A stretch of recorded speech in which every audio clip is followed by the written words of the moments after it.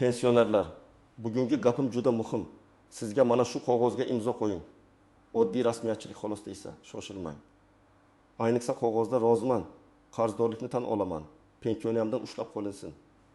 Davom yo'q, ishonchnoma beraman degan so'zlar bo'lsa, bu sizning pulingizga, pensiyangizga va hatto uyingizdagi tinchlikka ta'sir qilishi mumkin. Men bu videoda sizga oddiy tilda tushuntiraman. Qaysi qog'ozlarga imzo qo'yish xavfli? Kimlar ko'proq ehtiyot bo'lishi kerak? Qaysi holatda imzo qo'yish mumkin? Qaysi holatda esa avval tekshirtirish shart? Ma'lumot har bir pensionerga, ularning farzandlariga va yaqinlariga kerak. Hozir kanalga obuna bo'ling, videoga like bosing. Chunki bunday ogohlantirish bir odamning butun oylik daromadini saqlab qolishi mumkin. Oldin ko'p ishlar oddiyroq edi. Pensiyasini pochta orqali olardi, mahalla yoki bank xodimi kelardi, hujjat kamroq bo'lardi. Ko'pchilik davlatdan keldi, bankdan keldi, mahalladan keldi degan gapga ishonib, qog'ozni o'qimasdan imzo qo'yib yuborardi. Chunki odamlar hujjatni xavf deb emas, rasmiy tartib deb qabul qilgan. Hozir esa vaziyat o'zgargan. Pensiya bank kartasiga tushadi, mobil ilovalar bor, kredit va mikroqarzlar ko'paygan. Plastik karta, SMS kod, ishonchnoma, elektron ariza, onlayn shartnoma degan narsalar paydo bo'lgan. Yaxshi tomoni shuki, qulaylik ko'paydi. Yomon tomoni esa pensionerning nomidan qarz olish, pensioniyasidan ushlab qolishga rozilik oldirish, ortiqcha to'lovni tan oldirish, keraksiz xizmatga ulash yoki mol-mulk bo'yicha huquqini cheklash holatlari ham ko'paydi. Eng xavfli joyi shunda, ko'p pensionerlar hujjatdagi bitta jumlaning oqibatini bilmaydi. Masalan, siz pensioniyamdan ushlab qolinishiga roziman deb imzo qo'ysangiz, keyin har oy pensiyangizdan ma'lum summa kamayib kelishi mumkin. Siz qarzdorlikni tan olaman deb imzo qo'ysangiz, keyin men qarz olmaganman deyishingiz qiyinlashadi. Siz davom yo'q deb imzo qo'ysangiz, keyin norozi bo'lib murojaat qilganingizda ular o'zingiz davom yo'q deb yozgansiz deyishi mumkin. Men aynan shuning uchun aytyapman. Pensionerlar har qanday qog'ozga emas, ayniqsa mazmunini tushunmagan qog'ozga imzo chekmang. Bu eng ko'p uchraydigan holatlardan biri. Pensionerga kredit, mikroqarz, maishiy texnika, telefon, dori-darmon, tibbiy xizmat yoki boshqa narsa taklif qilinadi. Oyiga atigi 1000 so'm pensiyangizdan o'zi yechiladi. Siz ovora bo'lmaysiz deyishadi. Qog'ozni olib kelishadi. Pensioner esa mayda yozuvlarni o'qimaydi. Misol keltiraman. Bir pensioner oyiga 1.200.000 so'm pensiya oladi. Unga 3 million so'mlik maishiy texnika taklif qilinadi. Og'zaki oyiga 200.000 so'mdan to'laysiz deyishadi. Lekin shartnomada foiz, komissiya, sug'urta, kechiktirish jarimasi ham bor. Natijada 3 million so'mlik narsa 5.200.000 so'mga tushishi mumkin. Agar pensioner shartnomani o'qimasdan roziman deb imzo qo'ysa, keyin har oy pensiyasidan 300.000 yoki 400.000 so'm ushlanib qolishi ehtimoli bor. Odam esa men bunday summaga rozi bo'lmaganman deydi. Lekin qog'ozda imzo turgan bo'ladi. Bu juda nozik masala. Ba'zan pensionerga sizga ortiqcha pensiya to'langan, hisobda xatolik bo'lgan. Mana shuni tan olib imzo qo'ying, keyin hal qilamiz deyishlari mumkin. Men bu yerda shuni aniq aytaman. Agar haqiqatan ham ortiqcha to'lov bo'lgan bo'lsa, uni qonuniy tartibda ko'rib chiqish kerak.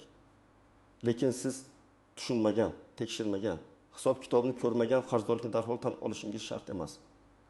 Masalan, pensionerga sizga 8 oy davomida oyga 1.5 so'mdan ortiqcha to'langan jami 9.000 so'm qaytarasiz deyishdi.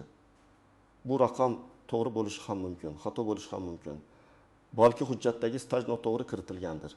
Balki imtiyoz hisobga olinmagandir. Balki boshqa to'lov bilan adashilgandir. Agar pensioner hisob kitobni so'ramasdan qarzdorlikni tan olaman deb imzo qo'ysa, keyin o'sha pulni pensiyadan ushlab qolishlari osonlashadi. To'g'ri yo'l qanday? Avval yozma hisob kitobni so'rash kerak. Qaysi oyda qancha, nima sababdan ortiqcha to'langan, qaysi qaror asosida qaytarish talab qilinyapti, bularni ko'rish kerak. Agar tushunmasangiz, farzandingizga, yuristga, pensiya jamg'armasi bo'limiga yoki davlat xizmatlari markaziga olib borib tekshirtiring. Imzo qo'yish keyin ham bo'ladi. Lekin o'ylamay qo'yilgan imzoni bekor qilish ancha qiyin. Bu juda oddiy ko'rinadi. Lekin oqibat katta bo'lishi mumkin. Masalan, pensionerga biror to'lov kam tushgan, kechikkan yoki noto'g'ri hisoblangan. Keyin kimdir mana pulingiz, endi davom yo'q deb yozib bering deydi. Agar siz haqiqatan ham hammasini olgan bo'lsangiz, va hech qanday e'tirozingiz bo'lmasa bu boshqa masala. Lekin agar siz hisob kitobni bilmasangiz, qancha olishingiz kerakligini aniqlamagan bo'lsangiz, davom yo'q deb yozmang. Hayotiy misol, pensioner deb oy davomida qo'shimcha to'lov olish kerak bo'lgan, har oy 1 ming so'mdan jami 720 ming so'm. Lekin unga 300 ming so'm berib, shu masala yopildi, davom yo'q deb imzo qo'ying deyishdi. U imzo qo'ydi. Keyin farzandlari hisoblab ko'rdi. Aslida yana 20 ming so'm olinishi kerak edi. Endi murojaat qilsa, oldida davom yo'q degan tilxat chiqadi. Bu hujjat har doim ham mutlaq to'siq bo'lmasligi mumkin. Lekin sizning pozitsiyangizni zaiflashtiradi. Ishonchli juda foydali hujjat bo'lishi mumkin. Masalan, pensioner betob bo'lsa, yurishga qiynalsa, farzandi yoki ishonchli qarindoshi uning nomidan pensiya hujjat, bank amaliyotlarini bajarish kerak bo'ladi. Lekin ishonchnoma noto'g'ri berilsa, juda xavfli. Ishonchnomada nimalarga qarash kerak? U kimga berilyapti? Qaysi muddatga berilyapti? Nimalar qilish huquqi berilyapti? Faqat pensiyani olish uchunmi? Bank kartasini boshqarish uchunmi? Kredit olish uchun ham huquq berilganmi? Uy-joy yoki boshqa mol-mulk bo'yicha bitim qilish huquqi bormi? Barcha vakolatlarni beraman degan keng jumlalar pensioner uchun xavfli bo'lishi mumkin. Misol, pensioner nevarasiga pensiyamni olib kelib bersin deb ishonchnoma bermoqchi. Lekin hujjatda bank hisob varaqlarini ochish, yopish, pul mablag'larini tasarruf qilish, shartnomalar tuzish, ariza berish kabi keng vakolatlar yozilgan. Pensioner buni o'qimaydi. Keyin uning nomidan boshqa amaliyotlar qilinadi. Shuning uchun ishonchnoma berayotganda men doim aytaman. Vakolatni aniq va to'g'ri yozdiring. Faqat falon bankdagi pensiya mablag'ini olish uchun, faqat falon muddatgacha kredit olish huquqisiz, mol-mulkni sotish yoki garovga qo'yish huquqisiz degan aniqliklar bo'lishi kerak. Bugun ko'p firibgarlik qog'ozdan ham ko'ra telefon orqali bo'lyapti. Lekin oxirida baribir rozilik, ariza, shartnoma chiqadi. Sizdan plastik karta raqami, amal qilish muddati, SMS kod so'ralsa, bu juda katta xavf. Bank xodimi ham, pensiya jamg'armasi xodimi ham sizdan SMS kodni so'ramasligi kerak. SMS kod bu imzoga teng bo'lib qolishi mumkin. Ya'ni siz telefon orqali kodni aytdingizmi? Tizimda mijoz tasdiqladi degan yozuv paydo bo'ladi. Masalan, pensionerga qo'ng'iroq qilib, pensiyangiz indeksatsiya bo'ladi, kartangizni yangilaymiz, SMS kodini ayting deyishdi. Pensioner ishonadi. Natijada kartadan 2 million so'm yechib olinadi yoki uning nomidan onlayn qarz rasmiylashtiriladi. Keyin men hech qayerga bormaganman, qog'ozga imzo qo'ymaganman deydi. Ammo elektron rozilik ishlatilgan bo'lishi mumkin. Shuning uchun men aniq aytaman, SMS kodni hech kimga aytmang. Telefoningizga kelgan kodni o'qib bermang. Pensiyoningiz to'xtaydi, kartangiz blok bo'ladi. Bugun oxirgi kun deb qo'rqitsa ham ishonmang. Telefonni qo'ying va bankning rasmiy raqamiga o'zingiz qo'ng'iroq qiling. Birinchi navbatda yolg'iz yashaydigan pensionerlar, chunki ularga bosim o'tkazish osonroq. Hozir imzo qo'ymasangiz keyin kech bo'ladi. Farzandlaringizni ovora qilmang. Men sizga yordam beryapman degan gaplar ishlatiladi. Ikkinchi guruh, savodi pastroq. Ko'zi yaxshi ko'rmaydigan yoki hujjatni o'qishga qiynaladigan pensionerlar, mayda yozuvlar, murakkab huquqiy iboralar, uzun shartnomalar oddiy odamni charchatadi. Shartnomani tushunmagan odam esa ko'pincha mayli, imzo qo'ya qolay deydi. Mana shu eng xavfli nuqta. Uchinchi guruh, kredit yoki qarz olgan pensionerlar. Agar sizda oldindan kredit bo'lsa, yangi qog'ozga imzo qo'yishda 2 barobar ehtiyot bo'ling. Chunki eski qarz, yangi qarz. Penya, komissiya, qayta moliyalashtirish degan narsalar aralashib ketishi mumkin. Ba'zan odam eski qarzimni yopish uchun yangi shartnoma deb o'ylaydi. Aslida esa umumiy qarzi ko'payib ketadi. 4-guruh uy-joyi bor. Lekin hujjatlarga e'tibor bermaydigan pensionerlar. Uy-joy, yer, meros, hadya, oldi, sotdi, garov, ijara bo'yicha hujjatlar pensiya qog'ozidan ham xavfliroq.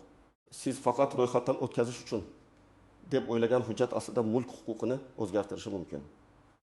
Shuning uchun uy-joy bilan bog'liq har qanday qog'ozni notariusda ham, undan oldin ham to'liq o'qish kerak. Men odamlarni qo'rqitmoqchi emasman. Har bir qog'oz firibgarlik degani emas. Pensiya tayinlash, qayta hisoblash, bank kartasini ochish, pasport ma'lumotlarini yangilash, yashash joyini tasdiqlash, davolanish yoki ijtimoiy yordam olish uchun qonuniy arizalar bo'ladi. Bunday hujjatlarni to'g'ri tartibda imzolash kerak. Agar siz hujjatni rasmiy idorada, masalan, pensiya jamg'armasi bo'limida, bank filialida davlat xizmatlari markazida yoki notariusda rasmiy xodim ishtirokida ko'rib chiqayotgan bo'lsangiz, bu xavf kamayadi. Lekin baribir mazmunini tushunish shart. Rasmiy joyda imzo qo'yish ham avtomatik ravishda hammasi to'g'ri degani emas. Xodim ham adashishi mumkin, siz ham noto'g'ri tushunishingiz mumkin.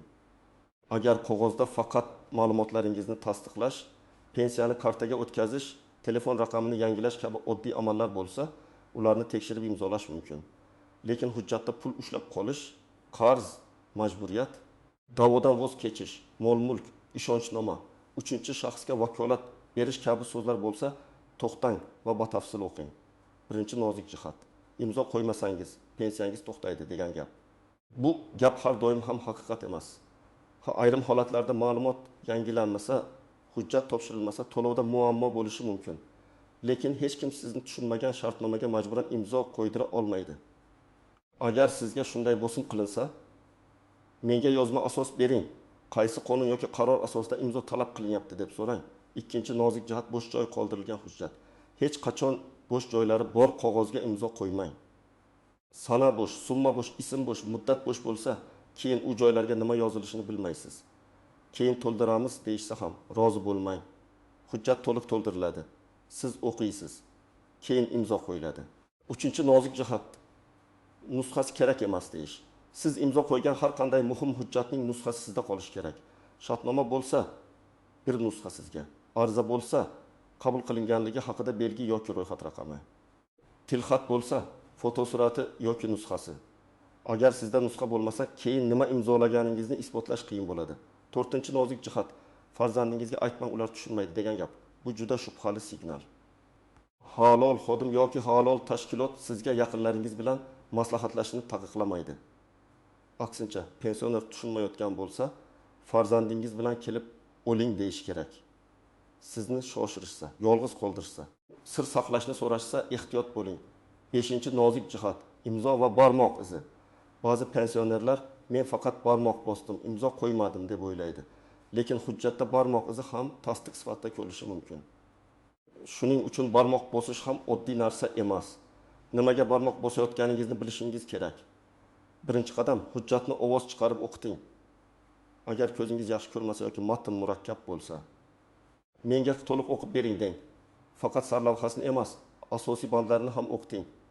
Ayniqsa summa, muddat, foiz, jarima, ushlab qolish, vakolat, da'vodan voz kechish bandlarini eshiting. Ikkinchi qadam: 3 ta savol bering. Birinchisi: men bu qog'ozga imzo qo'ysam qanday majburiyat olaman? Ikkinchisi: pensiyamdan pul ushlab qolinadimi? Qancha va necha oy? Uchinchisi: men keyin bu hujjatni bekor qila olamanmi? Qanday tartibda? Agar xodim aniq javob bermasa, imzo qo'ymayman, avval maslahatlashaman deng. Uchinchi qadam: hujjatni suratga oling. Telefoningiz bo'lsa, har bir sahifasini rasmiga oling. Agar telefon ishlatmasangiz, yo'lingizdagi ishonchli odamdan suratga olishni so'rang. Bu oddiy ehtiyot chorasi. Halol hujjatdan hech kim qo'rqmaydi. 4-qadam: darhol imzo qo'ymang. Men pensionerlarga shunday qoida tavsiya qilaman. Pul, qarz, pensiyadan ushlab qolish, ishonchnoma yoki mulk bilan bog'liq qog'ozni hech qachon birinchi ko'rgan zahoti imzolamang. Kamida bir kecha o'ylang. Farzandingizga ko'rsating. Mahalladagi tajribali odamga emas, imkon bo'lsa, huquqiy savodi bor odamga ko'rsating. 5-qadam: rasmiy manbaga boring. Pensiya masalasi bo'lsa, hududingizdagi pensiya jamg'armasi bo'limiga boring. Bank masalasi bo'lsa, faqat bank filialiga boring yoki bankning rasmiy raqamiga qo'ng'iroq qiling.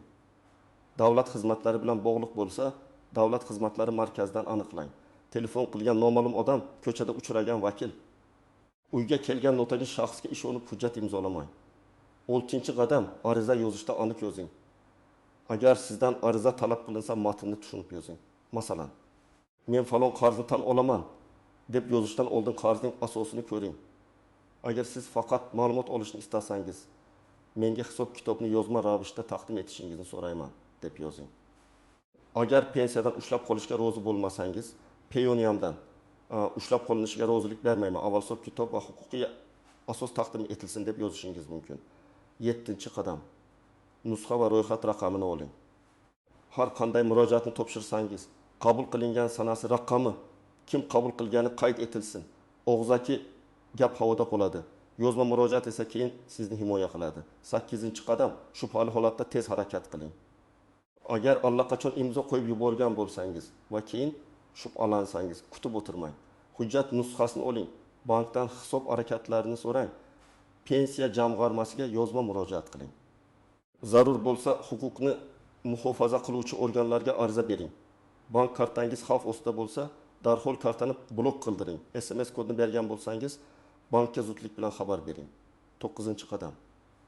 Farzandlar uchun alohida maslahat. Ota-onangiz pensioner bo'lsa, ularning telefoniga kelayotgan SMSlarni, bank kartasi holatini, kredit tarixini va muhim hujjatlarni vaqti bilan tekshirib turing.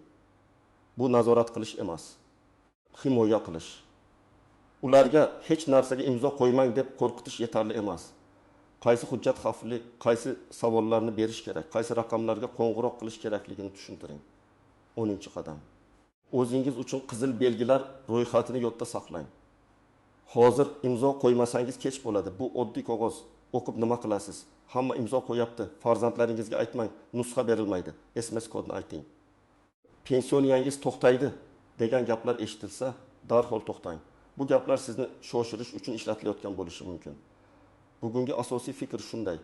Pensioner uchun imzo bu oddiy chiziq emas, u pul, qarz, pensiya, vakolat va huquq bilan bog'liq kuchli tasdiq bo'lishi mumkin. Shuning uchun mazmunini tushunmagan qog'ozga imzo chekmang. Ayniqsa pensioniyamdan ushlab qolinsin, qarzdorlikni tan olaman, davom yo'q. Barcha vakolatlarni beraman degan so'zlar bo'lsa, avval to'xtang, o'qing, nusxa oling, yaqinlaringiz bilan maslahat qiling va rasmiy idoradan aniqlang. Men sizga mutaxassis sifatida eng oddiy, lekin eng kuchli qoidadan aytaman. Tushunmagan hujjatga imzo qo'yilmaydi. Halol ish bo'lsa, sizga vaqt beriladi, hujjat tushuntiriladi, nusxa beriladi. Shoshirish, qo'rqitish va yashirish boshlangan joyda esa xavf bor. Sizning hayotingizda shunday holat bo'lganmi? Sizdan yoki tanishingizdan shubhali qog'ozga imzo so'rashganmi? Fikringizni izohlarda yozing. Boshqa pensionerlarga ham foydasi tegadi. Videoga like bosing, kanalga obuna bo'ling va bu videoni ota-onangizga, qo'shnilaringizga, pensioner qarindoshlaringizga yuboring. Bitta ogohlantirish kimningdir pensiyasini, pulini va xotirjamligini saqlab qolishi mumkin.